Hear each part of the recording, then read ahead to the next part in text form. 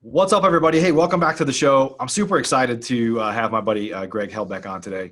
Young guy, crushing it. Everybody always wishes they had started this business sooner. Today, we're going to be talking about wholetailing and how you can make a lot more money wholetailing in some instances than wholesaling.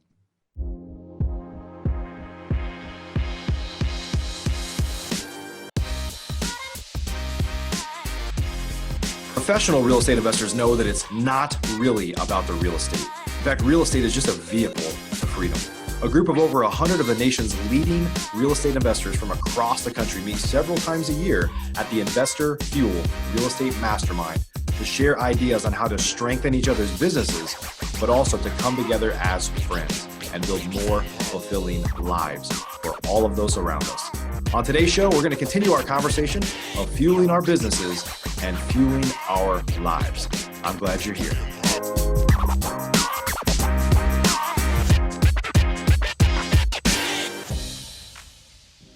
Hey, Greg, welcome to the show. Hey, what's going on, Mike? I really appreciate the ability to be on your show, man. This is a true honor. I've been a Flipboard fan for a while, and then obviously been an Investor Fuel for a while now. So it's a pleasure to speak to you. Absolutely, I'm glad to have you on here, buddy. And you're one of those guys, man. Your name comes up all the time. We're like, because you're how old are you now? 24. 24, and you've been investing for how many years? 4 years now. It's my 4 year. So you started when you were 20. It's crazy. It's just crazy. The amount of success. It's not even really the success. You've done great, and I know you've done well. Obviously, most people see that. But I think, for a guy like me or a lot of people that are in the business, like the biggest regret we often have is like, man, I wish I had started earlier. And when they see you, like, man, I wish I had started when I was 20. Like I didn't start investing until I was like early 30s, right? Or kind of 32 or 33, something like that. And so it's like, if I could go have a do-over, I'd want to be Greg Helbeck. Plus, you're a California dream, and you invest in New York, and you live in Southern California. It's like, it'll all change when you get married and start having kids. Then your life will change. But yeah, it's funny.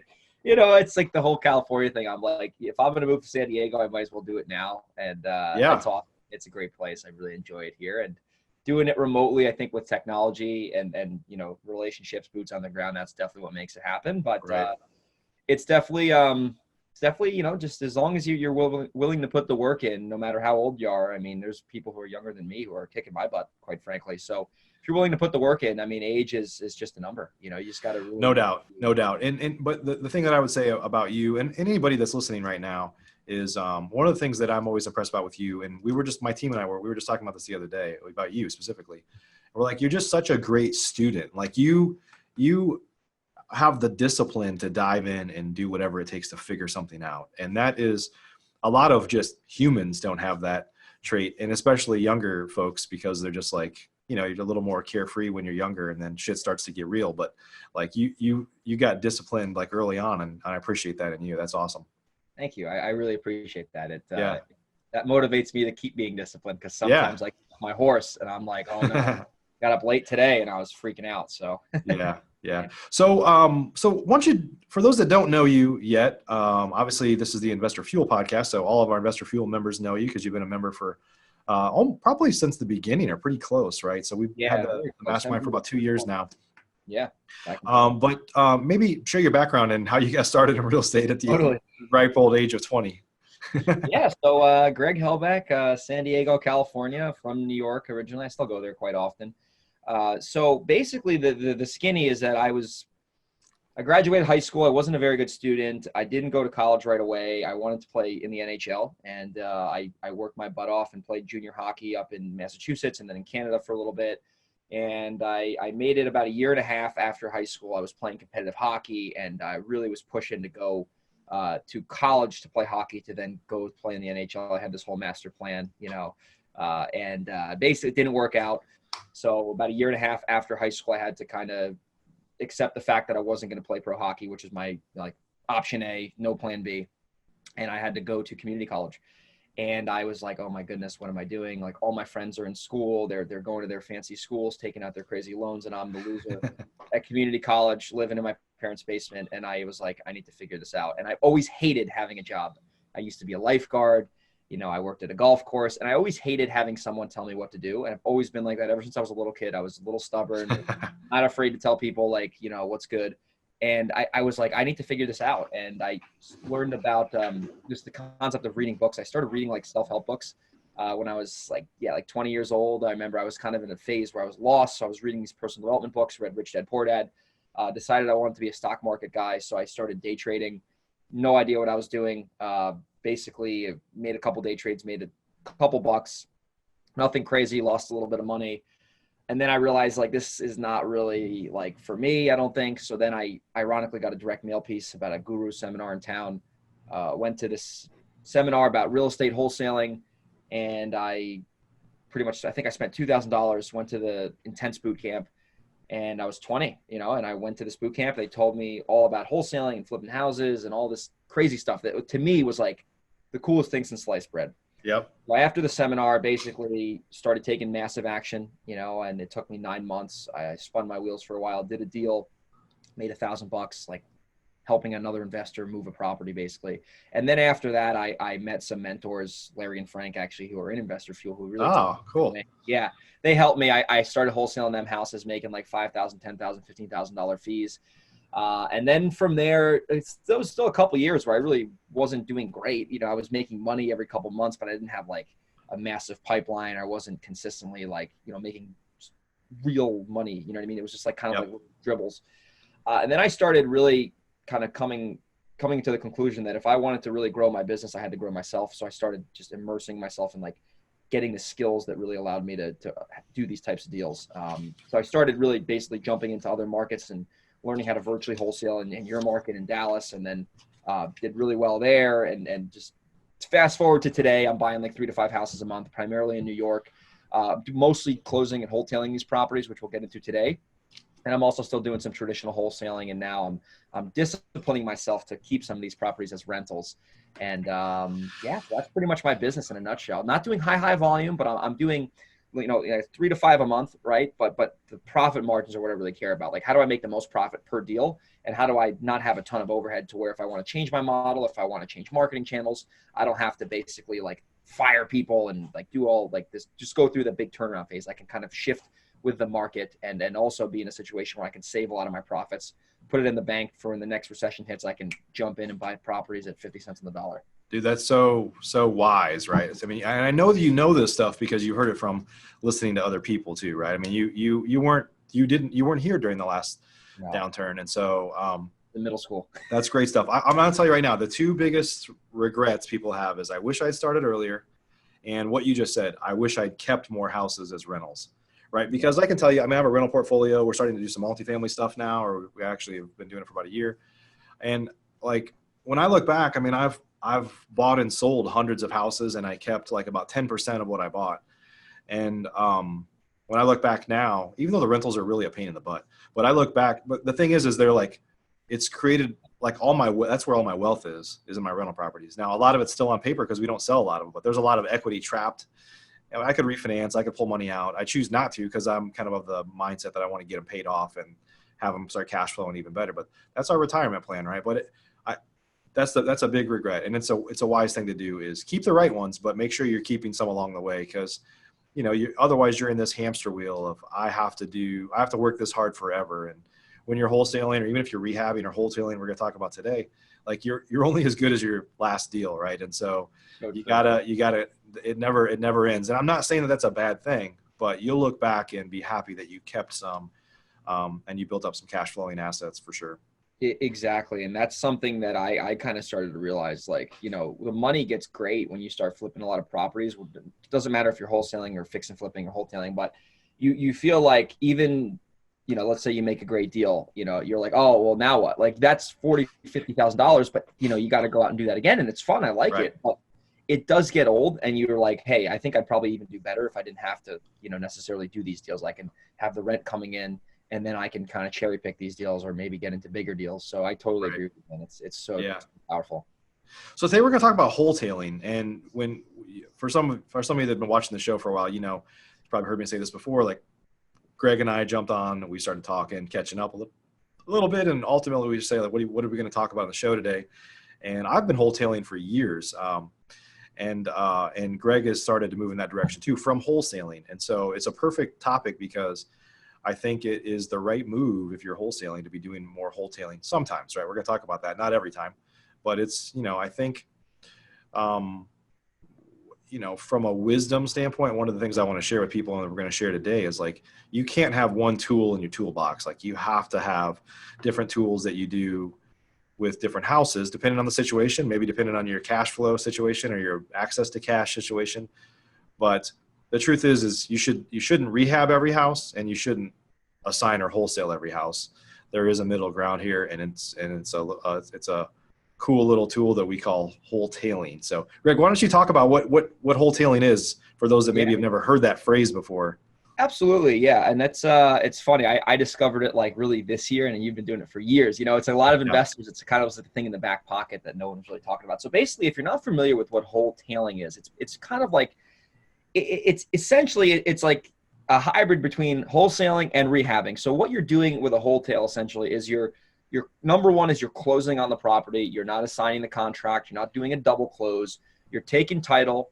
And usually you're doing one of two things. You're either going to clean the house out and then you're going to stick it right back on the market without even doing a single thing except for cleaning it out. You always want to clean the house out. It's amazing little rabbit hole here, how much different a house looks just by cleaning it out. It's like, oh my God, I didn't know it was this big.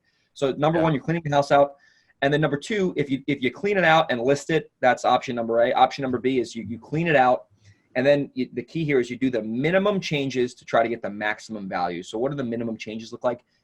Maybe getting the mechanicals working, doing the landscaping, getting the deck fixed, maybe taking the massive ugly antenna off of the roof and throwing that out. There's stuff like that, painting it. I would say a wholetail rehab, would probably be anything up to like 20 to 25 grand. Anything over that, usually you're starting to get into renovation land. So, you're just make sure you're doing the minimum changes, assuming every time you spend money on the wholetail, you're going to get, you're going to add that much more value to the property. So if you're going to spend 20 grand in cleaning and maybe doing some minimum work, you want to make sure you're at least getting 30, 40,000 extra of value. You don't want to spend money to clean it out. You're taking more risk.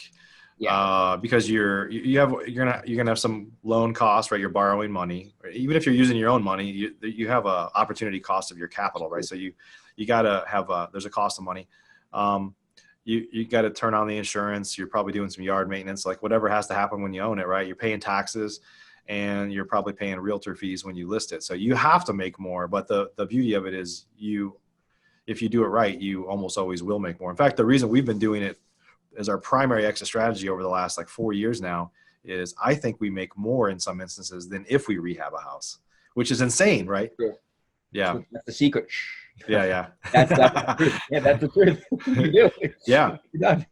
And it's a mindset thing, right? Because for me, and you probably felt this way for a while, you kind of think, well, there's this ecosystem. Like if I'm a wholesaler and I sell to another investor, you kind of think like there's a one size fits all investor, right? Like, well, this is what investors will pay. But what you start to realize is like, well, there's a different breed of investor that's often looking on the MLS. Like there might be like a buy and hold person, maybe an out-of-state person that's buying in your market that can't believe you can buy houses for that cheap or whatever. And so we'll talk a little bit more about it. But what I found is even inside of wholetailing, there's kind of two shades. There's like, okay, this is still going to go to an investor, but through the MLS, or this is going to go to a homeowner that will almost always pay more. It kind of depends on how bad they are. Now, I will say what you just said of doing up to 20, 25,000 of work. Like sometimes we've done nothing, including not cleaning it. Wow. And so it kind of depends. Like if I'm trying to attract a homeowner, I'm probably going to clean it, probably pump a bunch of air fresheners in there or whatever we have to do to make it feel like, well, this isn't too far from livable, right? Yeah. An investor is a little more tolerant of some of the repairs. So when we do like nothing, including not cleaning it, that's usually like an investor grade house that I think we're going after, and they probably don't care if it smells in there or there's still an antenna or cleaning, because they can see past that anyway. But I don't want to steal your thunder, Greg, so go ahead. I forgot to mention, I'm glad you said it. So with the wholetailing too, there's always two people you can sell to. It's can you sell to the consumer, or do you have to sell it to the investor? And what Mike just said is if you know that this house is only going to be able to be sold to an investor, then you can get away with probably just turning around and sticking it back the way it is. Yeah. we just usually just like to clean them out just because, at least in New York, like we get some jerks up here. I mean, it's people are a little more picky with the real estate up here. They try to ding you. Their attorneys ding you. There's trash in the house. So we just always clean them out. It's like standard operating procedure. Yeah. But I mean, in Dallas, I've done a good amount of deals down there. I mean, people want property like that. So Yeah, this stuff will change a little bit based on your market. But you're right. Sometimes, if you buy a house that's, it doesn't have to be a hoarder house, but full of junk, it's like, okay, well, it's going to cost me $2K to remove all that. And sometimes you might be able to add $8,000 or $10,000 in value just because some people, especially a homeowner, like they couldn't see past that, right? No, exactly. Yeah, it's all depends on the market and stuff. But yeah, it's been a great strategy. So I'm really excited to like really dive deep on how and when to do this for sure. So let's talk a little bit about some of the, I guess, kind of benefits or some of the criteria. So I know it kind of forces you to be a little more disciplined, right? Like when some people that are just assigning houses and they're like, I'm not closing no matter what. So there's not a lot of risk. So therefore you start to pick up bad habits. You're like, well, we didn't really look at it that closely, right? Yeah. If you're going to take ownership, you got to look a little more closely. Talk about that. I love that. I love how we're kind of starting with that. We're building it from the foundation. What you just said, when you're assigning, there's nothing wrong with assigning. I don't do that much of it anymore. We always use double close when we wholesale now too. It's just in New York, it's easier that way. But, when you're going to actually take title to that property, right, you have to underwrite that deal like you're putting your money in, or you're putting your investors' money in, or you're taking a hard money loan out and you're putting that money in. So you have to be, it allows you, and it really forces you to be much more disciplined with your underwriting, which is ultimately going to make you a better investor, right? Because if you're, like I said, if you're going to assign the contract, sure, it's got to make sense theoretically, or else an investor's not going to buy it. But if the investor doesn't buy it and you don't have plans on buying it, then for you, it's like whatever, the contract falls out. Maybe the seller's mad at you. You get a call from an attorney if you're in New York. But, I'm just kidding. But when you're actually going to take title and close, it forces you to be much more disciplined on like, why would this be a good wholesale deal? What are the benefits, to closing on this thing? I mean, what are the pitfalls? I mean, what do we have to look out for? And then when you make your offer to the seller, this is another thing that is very, very, very powerful, especially in a competitive market. And every market is competitive nowadays. Is you're literally buying the house off the seller. So when you tell them you're paying them X for the property, you can literally say, like, I guarantee you I'm buying at this number. I'm not going to assign it. I'm not going to put an assignment in here. I'm going to put this much money down. And it actually gives you a little bit of a competitive advantage over some other investors sometimes, because most investors nowadays, they want to go in and they want to assign, which is great. But when you're actually going and making the purchase, it's going to give you a competitive advantage on the acquisition side, because most investors do not want to close. They want to assign. They want to try to flip it quick. So you can actually have a little bit more of a competitive advantage with the seller, because you're going to be the actual end buyer closing on it, which also, I have another case study on this, but it allows you to get the property most of the time at a better price. Like I had a deal real quick where this other investor was offering $42,000. My offer was $31,000. So there's a pretty big delta there. Yeah. And they still went with me because I told them I'm closing and we're closing on the house. And like I got myself a deal $10,000 less because I was a real buyer. Yeah. And you just, honestly, you're probably experiencing this now since you're doing more of it, is even if it's subconscious, you're more confident, right? Because you're like, when you're assigning a house, always in the back of your mind is like, is somebody even going to buy this thing? And when you've done your homework and you're a little more confident, to the point to where, like, my strategy has been, what we changed a few years ago when I started to get access to private money and I knew I could close like as fast as the title company could move, is I would literally, instead of always negotiating on price, I'm using terms like I'm saying, I can close as fast as the title company can be done. And usually that's 3 to 4 business days. And they didn't always want to close that fast, right? Yeah. But if it was vacant and they're like, I want this to be done, like not many other investors, and I'm not saying that nobody, but are coming in saying like, you're done and you're going to be done this week, and that gives you, that's a lever, right? Some people are just like, the problem is so bad. Like speed is worth more than more money sometimes. 100% couldn't agree with you more. When you have the ability to close, it just makes your marketing better too. I mean, it makes my ad campaigns that I run. I'm a big advocate of mailings. It's like, it makes those campaigns much more profitable because you have to be more disciplined. You're going to be able to close, and a lot of times you're going to make more money. But so the pillar number one with the wholetailing is that it forces you to be much more disciplined with your underwriting, which is ultimately going to make you a better investor. You're going to buy better deals. So it's going to make you more money, flat out. Right. Yep. And so would you say one of the things we talked about up front, which is true, is, we're talking about the wholetail model, but you can't just wholetail everything. Like sometimes, I'd like to get your thoughts on what makes a wholetailable house. Yeah. Right. But not every house fits the bill. So just know that up front. Yeah. That's super important. I'm glad we're kind of coming to that point. Right. And it's really in terms of like what house is wholetailable, what's assignable. It really comes down to obviously your local market, right? Like what you're in DFW. I've done stuff in DFW. I do a lot more stuff in New York now and like upstate New York. And really it comes down to like, what is the demand for that type of product in your, real sub-market actually. So like you have to, in my opinion, if you have access to the MLS or you have a realtor on your team, that's going to make everything 10 times easier. But really you have to look and you got to see, is there a scarcity of inventory in that sub-market, right? And if there's a scarcity of inventory in that sub-market, in my market in the lower Hudson Valley, the scarcity of affordable housing is incredible. Like people want starter homes like there's no tomorrow. So when you can understand that there's a substantial demand for a specific property, right? You single family home that's not a funky house, as I say, it's like a regular, raised ranch. You're in Texas, 3-bed, 2-bath, whatever, 1 floor. If there's a real demand for that type of product, that always makes it a great wholesale deal, especially in your like sub-market. So when you're running comps to see if a deal is wholesaleable, I always like to look within a half mile, right? And I like to also really target properties that are in subdivisions that are not in the middle of the woods, where like there's wells and oil tanks and all this crazy stuff. You want to have houses be really kind of in cookie cutter neighborhoods, where it's very easy to comp these properties. Another trick is that, when in terms of seeing if it's a great wholesale deal, you want to almost compare your competition is going to be a lot of the local REO properties. So you want to see what are the REO properties selling for? Because those properties always need a little bit of work.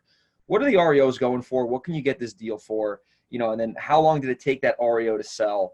And, the third real key on that is if the deal's wholesaleable is like, how much work does it really need? Because if the house needs 6 figures worth of rehab, that is risky in terms of wholetailing it, because you got to think about it. The buyer who's going to buy that house to put $100K rehab in, there's very few of those types of people there. You're almost selling that to a developer builder there. Yeah. But if the house needs 30 grand and it mostly needs cosmetics, you can sell that to an investor. You can sell it to a consumer. There's just so many more buyers for a house that doesn't need a substantial amount of work. So if we come across a file that is a major renovation, what we normally do is we either assign it or we decide to go in and take the project on. We usually assign those, but it really has to do with the type of work and really where that house is in terms of your local submarket. Yeah, I'm glad you said those things. It's not necessarily the cost of the work, but it goes hand in hand. But it's like, for example, it's easier to wholetail something if it needs more cosmetic work than like structural work, right? Yes. Because a homeowner that's like, this is my general belief. Like in our market in Dallas, and it depends on the kind of, if you think of wherever your market is, like the median price point of homes, like this model tends to work better like below the median price point, because it's people that are like, it's a little bit of a stretch for like, they couldn't get in that neighborhood otherwise unless they buy a deal. It's kind of like, I kind of give the comparison of like shopping at the what do they call it? Outlet malls, right? Like the clothes are, it's like, the sleeves are a little short and it's like pink. I don't wear pink, but man, it's such a good deal. Like I'm willing to do it. Right. So it's like price is an objection that sometimes we're willing to pay for something, even though it's not perfect, because it's a good deal, right? We're in America, we're suckers for deals, a lot of us, right? And it allows people to get into neighborhoods that maybe I couldn't get in that neighborhood unless I bought a fixer upper, right? But it can't be structural or big scary things. It's got to be like, man, I hate this wallpaper, but we can fix that. We can deal with it. Exactly. It's manageable. And that's the key. What you said right there is that if it is a structural issue, you're only going to be able to sell to an investor. So you can wholetail the deal, but you're going to have a limited pool of buyers, right? Yeah, yeah. I will say though, there's always better. Like everyone always like reaches out. Well, how do I build a buyer's list?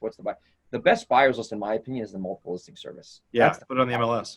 you take away the whole disposition role in your company if you just put it on the MLS. The That's realtors. what we did. And it made my life easier, and we were able to make more money doing it. So that was part of the move, was like, we make more money doing it, and I have access to capital. So I can do that now, so that like capital wasn't an issue, and I don't have to deal with the dispositions part of my model. And truthfully, even though I've assigned like lots of houses, hundreds of houses. So I'm not saying that it's a bad thing to assign, but you get around the things like, well, how do I show the property if somebody's living in it, if I'm trying to assign it? It's like you kind of eliminate a few of those issues that there's a cost associated with doing it that way, but it just makes your life easier if you go that route.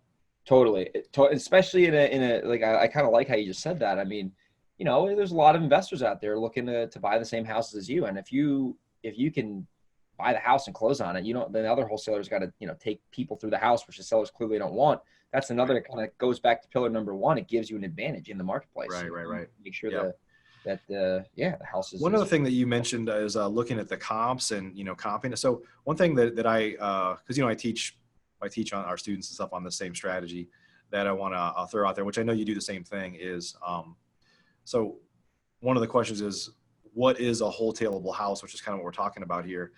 I think if you look at the comps, like we've been classically trained when you're looking at comps to look at kind of the ones that are after repairs, right? Like they're totally remodeled, right? So we're looking at the top comps. What's the best I could do if I rehab this house, and how big of a rehab do I have to do to make it comparable to these top comps, right?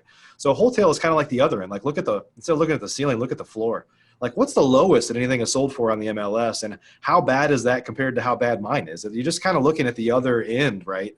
And saying like you said REOs, like look at the distressed stuff that's selling on the MLS and say, how could I do, if I could get that price, would that be good for me? Or how bad is it compared to my house, right?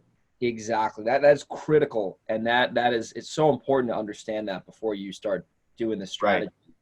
To add to that, just so we give all these listeners like these real tactical steps, you just call some realtors up who sold the properties. Like most of my deals, it's like I call a realtor up, hey, I saw you sold this REO down the street. I got something similar coming up. I mean, what do you think about this? What do you think I can get for it? Can you drive by? And then I'll give them the listing.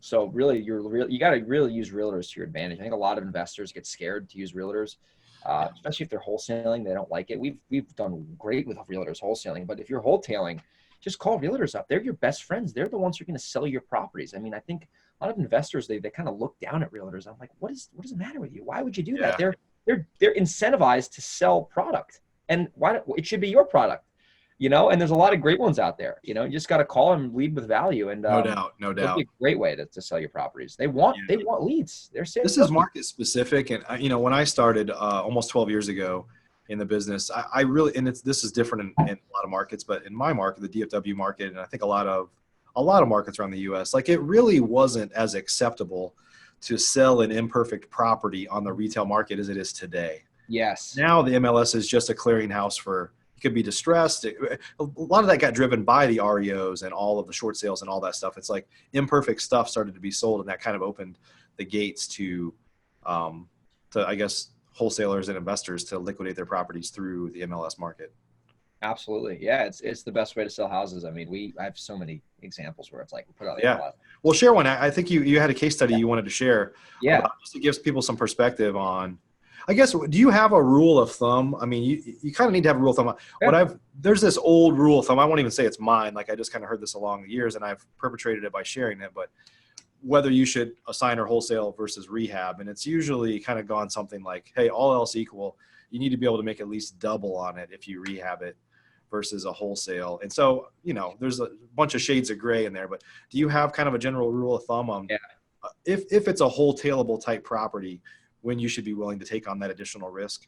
Absolutely. So that's a great question, because a lot of investors are probably thinking like, well, if I do this every time, I'm going to run out of money, which we can talk about the capital after that. Basically, so number one, it has to do with what is the company liquidity looking like right now? Like how much money is on the street for me? Like if I have a ton of my personal money or investor money or other properties that are under the wholesale process or even light rehab, I will maybe look to assign a couple of those deals just to get some cash flow coming in. If that's not the case, in terms of a wholetailable deal, I look at the deal and I say, okay, number one, what could I get if I wholesaled this, right? So I'll say I could probably make 15 to 20 grand wholesale assigning this, right? If I can make 15 to 20 grand wholesale assigning this, and then I say, okay, that's okay, right? I'll take that. You can't go broke making a profit. Yeah, it's better than a sharp stick in the eye. Yeah, exactly. Certainly better than going to garage sales and buying and selling stuff, which is what I used to do before I got in this business. Uh, but then I say, all right, well, if I can make 15 to 20 on the assignment basis, that's not even how on the MLS. What could I make if I just stick this on the market? And then that's when I call the realtors up. I look at the comps to see what the REOs are going for. I look at the demand, look at the inventory, and I make a little hypothesis. I'm like, I could probably make 25, 30 if I just stick this on the market and essentially double my wholesale profit. Yep. And then I'll go into, okay, that's great. And I'll kind of circle that, go on the MLS, look. And then I say, well, if I was going to be a crazy person and rehab this house and take all that risk, what could I make rehabbing this? And usually the secret is that it's the same as the wholetail. Yeah, except not have more. another 4 months of hell. Yeah. So yeah. then usually I say, okay, I try to put it out wholesale. I'll put it out to my list, get some feedback on it. Usually get a couple offers that are like pretty much right around what I projected. And then I usually say, I'm going to pass. And then I go and turn around. I try to wholesale it for more than I really probably can, just to high anchor them. Maybe I can get someone to overpay for the house. But usually I just circle the middle. I say, this is a wholesaleable deal. Yeah. 30,000 on this thing. And hopefully that works out. But really it comes down to like, if I can essentially double my wholesale profit on the same lead, the critical thing here is for everyone listening, you're going to double your profit on the same lead, right? So you're still, it's still the lead you got, right? Same your profit, advertising cost or your lead generation cost is the same. is the right? same. The thing that'll be different is you have some holding cost and you're going to have, but you have to factor those in. If you can still make about double, then you're willing to take that risk. And the truth is the wholetailing model, like, you could always rehab it later if it didn't work out and you're like, it just has too many repairs, so I'm just going to go ahead and rehab it. Now, there's a general kind of rule of thumb that you don't want to rehab by default. Like, that's not a good situation to be in as a real estate investor. Like, my last opportunity is to double down on it. Like, you don't want to be in that situation. No, I don't want to do that. But if it's a house that you could rehab and it's a burden for you, but the numbers are still going to work out really well, like, you could always do that if you need to. But exactly, or rent it, or that's or how rent I it. in San Diego, because you can't rent houses out here. Right. Yeah. So I don't touch anything. Yeah. But yeah, that's awesome. More than one exit strategy for sure. Yeah. And I just want to talk real fast about, just kind of reiterate, like, why we're able to make more money. And I would say, and maybe you have some others, I'll kind of share like 3 quick like reasons why. Is I think the MLS attracts a different type of investor. Very true. People that might be out of state, they're like in California, they're like, how can you buy a house for $60,000 like in Texas or the Southeast or somewhere else? And they're like, well, maybe, and I'm not saying you should never lie, you should never misrepresent anything, but sometimes people just convince themselves that, well, the repairs are probably less than that, or I can get it done cheaper than that. Maybe they can, heck, I don't know. Or maybe their cost of capital is really low, or, I used to think like, well, if people are borrowing hard money, and I kind of like create this avatar for a buyer that's like, if that's the avatar, they would never do this. But then you start to realize, hey, who am I to define who the avatar is? Like, all I need is one person and let them decide what they want. Right. Exactly. No, it's so true. And like, we've sold deals where we're like, it wasn't the best deal in the world, but someone loved it. They made it work. Yeah. And I've had people that I used to share when I used to assign and wholesale a lot more. I would tell people like, here, I think the repairs are 24, and they would come back like, man, we got that done for 12. And I'm like, well, I'm leaving money on the table, obviously. Yeah, right. Jeez. But so I think there's that kind of investor that is willing to pay more for some reason. And the second one is kind of along the same lines. Somebody's going to keep it as a rental. Like, if you're in a rental grade market, they might be willing to pay, a lot more than what you would ever pay for it, just because or they're going to sell or finance it. Right. They're like, those guys will pay like, 90% of ARV. So, and then there's for the owner that's going to live there. This is my kind of hypothesis on that is, for them, like, when we look at repairs on a house, or if you're listening to this, if you're rehabbing, probably roughly 60% of my rehab costs are labor.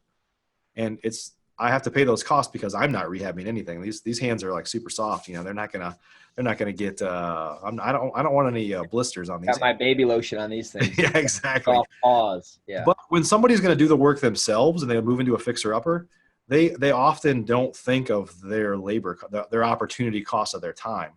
They're like, well, for the next year, we're going to have a whole bunch of weekend projects, and we'll just buy like a case of beer and some pizzas for the cousins that come over and help us strip wallpaper and stuff. But they don't really think of, they're not hiring contractors. So they're just thinking to the cost of the material. So in your mind, if you're like, hey, this is a $30,000 rehab, they might think it's like 8, because it's like, well, we're just gonna do the work ourselves. Right. So they discount that. Yeah. And that's good for us and good for them. They're going to eat their pizzas. Yeah. And They earn sweat equity. They earn sweat equity. Right. Yeah. And I'm so, not like that though. Yeah. I'm like you. no, I don't want to I sweat. can't even change I can barely put gas in my car. Like, it's insane. Yeah. I can put gas in, but you're never going to see me changing oil or anything. Yeah. I'm always So, hey, give a quick case study of a deal that you did that you kind of know what you probably could have got if you wholesaled it, decided to wholetail it, and what worked out. Absolutely. I don't want to like kind of give the listeners like a jaded perspective, because this was a really good deal. Yeah, it's a real deal. Yeah, this is like they're not all like this, but I'll just share. So there's a house. This was as real estate investors, we always share our best deals. Yeah. I got a couple of stinkers too, but I can share that. So this was I'll preface with this. So 2-year direct mail campaign. So this is a 2-year follow-up. Lady calls in, wants to sell, not now. Follow up with her for 2 years, finally sells me the house. I can barely assign this thing. I have one buyer who's potentially interested for a $10,000 fee. And I'm in California now, and I'm like, oh my God, what am I going to do? It was a sweet little old lady. She's really, relying on me. And I'm like, I got to close on this thing. And I'm going to wholesale it. Yeah. So I could barely wholesale this thing. I got basically a $10,000 assignment offer. And I'm just like, man, I don't know if I want to do that. So I'm like, I'm going to close on this thing, close on the house, clean out the house, get some of the mold fixed, stick it on the market, $80,000 profit. Whoa. Sells it. So, yeah, sold in 4 days to a cash buyer, and it was the cleanest deal I've ever done in New York. And most of them are like fighting tooth and nail. So what scared investors away? Was it, you said it had like some mold in there? Was that the issue? It had a little bit of mold. It didn't have major mold. It had a little bit of mold. It had, the foundation wasn't jacked up, but there was like the whole foundation was jacked up. There was a few instances where like you could tell there was some sketchy settling. It was an old house. You fixed that? No. You didn't fix it? Okay. We didn't fix it. No. Yeah. But what did you do to kind of cleaned it? What did you spend? You cleaned it out. Cleaned the house out, and the thing is, we put it on the market though. My only marketplace was my buyer's list. Right. And none of my buyers wanted it because it was like, it was kind of it wasn't in the middle of nowhere. It was in a great town. But it had a well. A lot of investors don't like wells. They like the city water. But we put it on the market, and I cleaned it out, and I knew that there would be demand for this thing because it overlooked this beautiful mountain range and really nice area, upstate New York, up in Ulster County. And we put it on the market, and we got all the junk out of the house because the house was filled with junk, right? Like, and that's what kind of, I think the investor was very like, ooh, there's so much stuff in here. I don't know. Right. And we put it on the market, cleaned it out. We changed the image of the property. And, there was an investor on there who was basically seeing what the other investor wasn't seeing. And they made a full price cash offer. Actually, it was above asking. And they closed with cash. They loved the house. They're going to do great rehabbing it. And it was an $80,000 spread for us. And that's amazing. Yeah, it was amazing. And that was private money funded that deal. So, I mean, that was an example where I'm like, wow, I mean, why I should have been doing this for the last years. What am I doing? Right. Silly Greg. Yeah. You never know, like, it took me a while to overcome that, but I think I know the investor mindset. But I'm like, investor is such a loose word. Like, who am I to decide what somebody else is willing to pay for a house? And so that's one of the beauties of the MLS is it's supply and demand. Like the market kind of solves your problem, or it'll ding you, right? So we had a house, our rehab recently that this is in like Plano, Texas. Oh wow, everybody loves Plano, and put this thing out. We did just an amazing rehab on this one. It turned out great, like super proud of it. Put it out for like, I can't remember the exact numbers, but put it out for like $245. We ended up selling for $265. And it was to an investor that I was like, who buys? It's like, that's more expensive than a rental, but I think he was going to turn into an Airbnb or something. But they wanted to close in 4 days. So they got bid up like 20 grand over asking price from homeowners that wanted to live there because it was like a perfect family neighborhood. And an investor said, we can close, paying cash, close in 4 days, no inspection. And we're like, because we had done so much, they just Yeah, they apparently knew trusted it was it. hard. Yeah. And that's how that was the lever they chose. And I Amazing. was like, who the heck does this? But sure, let's do it, As long as they got the money, I'm Yeah. down to sell it to them. Yeah. You know? As long Dude, as it's they crazy. got the It's money, crazy. I'm willing to do the deal. That's Yeah. amazing. Did they have an option period on that thing, or they just were like, let's rock I and think roll? they wanted like a 2-day option period. Yeah, they love And doing we're that. like, hey, the Nuts. retail, because I was like, how are you going to close in 4 days? Yeah, that's insane. And they're like, well, we want 2 days, a 2-day option period. Well, of course, any retail buyer usually is putting in a 7 to 10-day option period. So like, hey, let's give it a whirl. That's right. That's Yeah. all. Yeah. That's what's funny. You never know. And like you couldn't wholesale that house to a cash buyer. You know, they would have never bought it. But you put it on the MLS and all of a sudden, you know, it's like, wow, I Right. didn't have to even rehab this. But no, that's a great case study on like you never know who's going to want the product until you put it on the real market. Right. You know, people, you know, love to brag on like they have like 50,000 buyers on their list. I bet you 5% of those buyers are actually real buyers. Real buyers. Yeah. Yeah. You know, Yeah. you can never say, yeah. Anyway, but I like Yeah. So good stuff. So wholetailing is a great model, and hope you guys got some value out of that. Hey, Greg, would you mind, I want to wrap things up here and ask how folks can get a hold of you here in just a second, but would you mind just giving a quick testimonial on Investor Fuel? You've been a member for a while. We have an event coming up here, actually 2 events over the next couple months here that you're going to be a part of, but maybe just share, I don't want to put any words in your mouth, just share your experience and what you think about Investor Fuel. Absolutely. So I've been an Investor Fuel member for a while now. It's going on, I think, almost 2 years now, and I will see you next week. I'm really excited for that. So really, at the end of the day, I mean, before I joined Fuel, I was still kind of, well, first of all, the relationships alone. I mean, I've met people in that group that I've done tons of deals with in Dallas, actually. So that alone, I mean, the relationships. You've literally probably done hundreds of thousands of dollars in deals you wouldn't have done otherwise, right? I never got my cut on that. Right. Yeah, no, but seriously, you know, at the time last year, I was like 3 to 5 deals a month in DFW, never seen the properties from someone I met in Investor Fuel. So the networking alone is first class. Everyone in that group is an absolute giver, right? So everyone in there is a real good person, that they're there to give value and help the other members. So the amount of value I've gotten just from like direct mail, like Todd, how to do direct mail. But before I was in Investor Fuel, my direct mail strategy was embarrassing. Met Todd, connected with him, and now I'm just running my direct mail numbers right now. 1 out of every 21 leads is a thumbs up off of my mail. I have that literally written down right here. And I was just doing that before our podcast, tracking some of my numbers. So, you know, Mike brings in the cutting edge people in there who really know what they're doing. They're there to give, they're there to help. And, you know, at the time I wasn't even doing the volume I'm doing now before I was in Fuel. And I think the big thing is like, when you're around people, this is what really changed for me, is that when you're around people who are successful, assuming you do what they say to do, you can't help but to be successful yourself. Like you're the average of the 5 people you surround yourself with. And in Fuel's case, there's much more than 5 people in there. But it really gets you in an environment where, you know, you're set up to succeed, assuming you're willing to put the work in, and just a first class group. So I really appreciate you for creating it, and you know, I'm happy to always contribute back to the group and share stuff that I've learned, and it's a great a place to learn, grow, and evolve your business, and more importantly, evolve your life, because you know, you don't only just talk about business in there. You can talk about what are you struggling with in your family, how's your work-life balance. You know, how's your fitness, things like that. There's more to life than just business. And in Fuel, we talk about other things besides just, you know, our businesses and, you know, the P&L statements. Absolutely. Thanks for sharing, Greg. That's great. Cool, buddy. We appreciate that. So let's talk a little bit about how folks get a hold of you if they want to learn more about you. You've got a podcast too, which actually, you know, dirty little secret. As soon as we finish here, I'm going to go record. We're swapping. I'm going to go record one on yours. Really excited to be there. But how do folks get a hold of you, and where do they learn more about you? Absolutely. So if they were interested, yeah. So I have a podcast out called Pave the Way Podcast. You can go on iTunes or Spotify or whatever. Pave the Way Podcast by Greg Helbeck. I put out 2 shows a week. Just started doing that back in April. It's been a fun experience so far. So the podcast is a great way to get in touch with me. If you want to get in touch with me personally, I would say social media is the best way to do it. So my favorite platform is Instagram. So you can follow me at GREGO_37. Grego_37. If you slide into my DMs, it might take me a few days to get back to you, but I will respond to you. Trust me.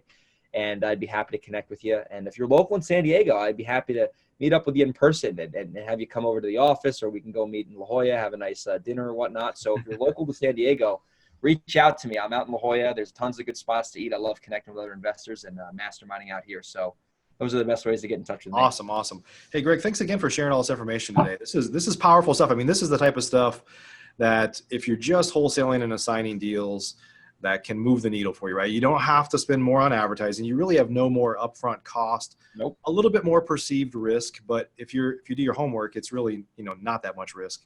But it's a way to take that kind of same piece of fruit and just squeeze more juice out of it, right? Exactly. I love that analogy. Totally. It's worth looking into if you're an investor. I'm not saying do this tomorrow. I think it really, you got to be in a situation where you're ready to do this and you have the capital, which is, it's definitely something you can get. But you got to always look at, like, how do I make the most money on my leads within reason? You don't want to get greedy and sell stuff that's overpriced, but how do I take this lead that is maybe a $10,000 lead, right, in terms of profitability? How do I make this a $15,000, $20,000, $25,000, $30,000 profit lead, which at the end of the day is going to make you a more profitable business person? And instead of doing more deals and sending more money and hiring more people, my strategy is like less deals, more profit, and everyone's smiling. Yeah. Awesome, Greg. Well, hey, thanks again for your time today and for all your knowledge. Appreciate it, buddy. I appreciate it, man. Thanks for having me on the show. Yeah, and everybody that's listening, thanks for joining us today. If you haven't yet subscribed to the Investor Fuel podcast, I'd love it if you do. You could basically just on iTunes, Stitcher Radio, Google Play, wherever you could find us at. YouTube, we get a ton of traffic on YouTube. Of course, you can actually find all of our shows at investorfuel.com or on flipnerd.com. So appreciate you guys a ton. We'll see you on the next episode. Are you an active real estate investor? If so, and you want to latch on to the power of surrounding yourself with over 100 of the nation's leading real estate investors, all committed to building stronger businesses and living richer, fuller lives, you should jump on a call with us to learn more about Investor Fuel. Simply visit investorfuel.com to get started.